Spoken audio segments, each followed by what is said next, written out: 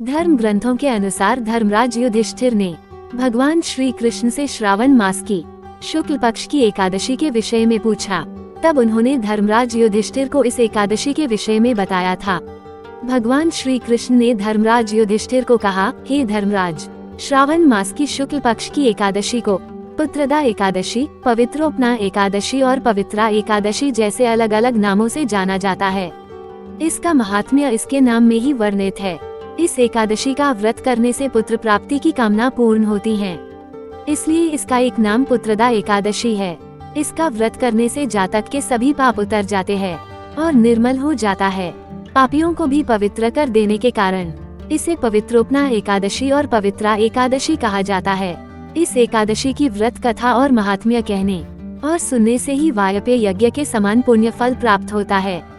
फिर भगवान श्री कृष्ण ने कहा, हे धर्मराज, अब मैं आपसे पुत्रदा एकादशी की कथा कहता हूँ। आप ध्यान से सुनिए। द्वापर युग के आरंभ में महिष्मती नाम की एक नगरी थी, जिसमें महीजित नाम का राजा राज्य करता था।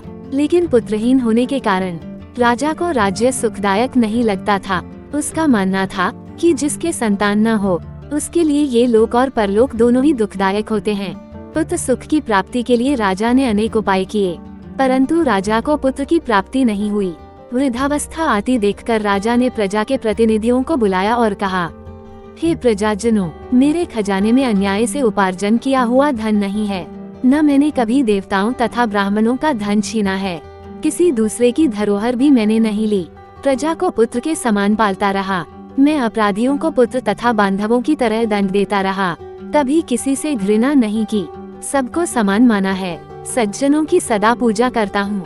इस प्रकार धर्मयुक्त राज्य करते हुए भी मेरे पुत्र नहीं है, सो मैं अत्यंत दुख पा रहा हूँ। इसका क्या कारण है? राजा महीजित की इस बात को विचारने के लिए मंत्री तथा प्रजा के प्रतिनिधि वन को गए। वहाँ बड़े बड़े ऋषि मुनियों के दर्शन किए। राजा की उत्तम कामना की पूर्ति के लिए किसी श्रेष्ठ तपस्वी मुनि को देखते फिरते रहे। एक आश्रम में उन्होंने एक अत्यंत वयोवृद्ध, धर्म के ज्ञाता, बड़े तपस्वी, परमात्मा में मन लगाए हुए, निराहार, जितेंद्रिया, जितात्मा, जितक्रोध, सनातन धर्म के गूढ़ तत्वों को जानने वाले, समस्त शास्त्रों के ज्ञाता महात्मा लोमश मुनि को देखा, जिनका कल्प के व्यतीत होने पर एक रोम गिरता था। सबने जाकर ऋषि को प्रणाम किया। उन लोगों को देखकर मुनि ने पूछा कि आप लोग किस कारण से आए हैं? निसंदेह मैं आप लोगों का हित करूँगा। मेरा जन्म केवल दूसरों के उपकार के लिए हुआ है, इसमें संदेह मत करो। लोमश ऋषि के ऐसे वचन सुनकर सब लोग बोले, हे महर्षि, आप हमारी बात जानने में ब्रह्मा से भी अधिक समर्थ हैं, अतः आप हमारे इस संदेह को दूर कीजिए। महिष्मतीपुरी का धर्मात्मा राजा महीजित प्रजा का पुत्र के समान पालन करता है, फिर भी वह पुत्रहीन होने के कारण दुखी है। उन लोगों ने आगे कहा कि हम लोग उसकी प्रजा हैं, अतः उसके दुख से हम भी दुखी हैं। आपके दर्शन से हमें पूर्ण विश्वास है कि हमारा ये संकट अवश्य दूर हो जाएगा, क्योंकि महान पुरुषों के दर्शन मात्र से अनेक कष्ट दूर हो जाते हैं। अब आप कृपा करके राजा के पुत्र होने का उपाय बतलाएं। ये वार्ता सुनकर ऋषि ने थोड़ी देर के लिए नेत्र बंद किए और राजा के पूर्व जन्म का वृतांत जानकर कहने लगे कि यह राजा पूर्व जन्म में एक निर्धन वैश्य था। निर्धन होने के कारण इसने कई बुरे कर्म किए। यह एक गांव से दूसरे गांव व्यापार करने जाया करता था।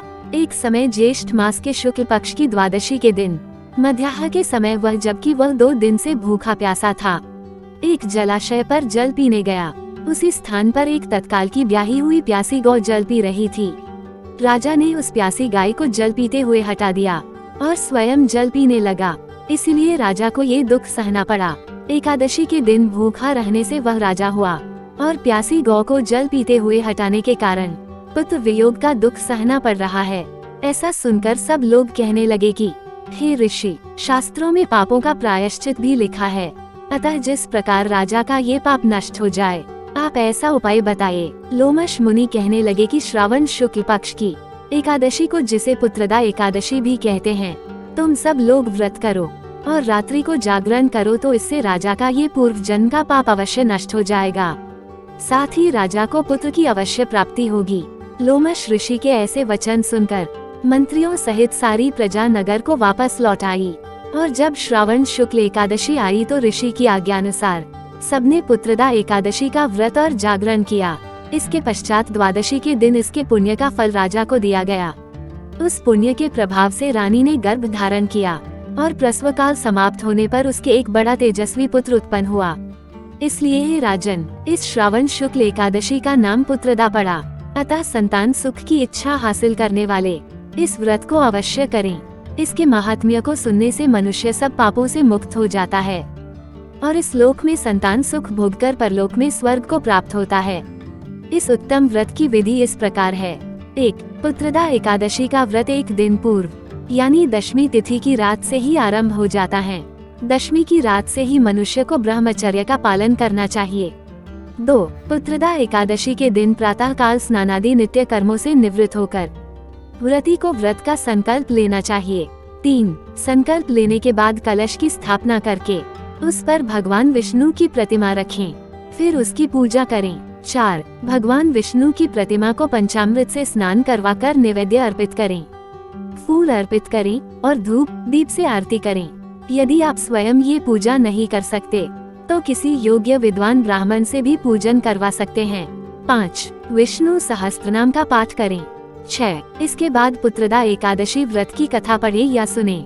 7. पुत्रदा एकादशी का निर्जल व्रत करें और संध्या को पूजन करने के बाद ही जल ग्रहण करें और फलाहार करें। 8. व्रत की रात को जागरण अवश्य करें। इस व्रत के दिन दुर्व्यसनों से दूर रहे और सात्विक जीवन जिएं। 9. व्रत के अगले दिन यानी द्वादशी तिथि को ब्राह्मण को भोजन करवाएं और यथाशक्ति दान दक्षिणा देकर संतुष्ट करें। तो प्रेम से बोलिए जय श्री कृष्णा। तो दोस्तों, इसी तरह की अच्छी अच्छी कथाएं और कहानी सुनने के लिए चैनल को लाइक और सब्सक्राइब कर लीजिए। धन्यवाद दोस्तों।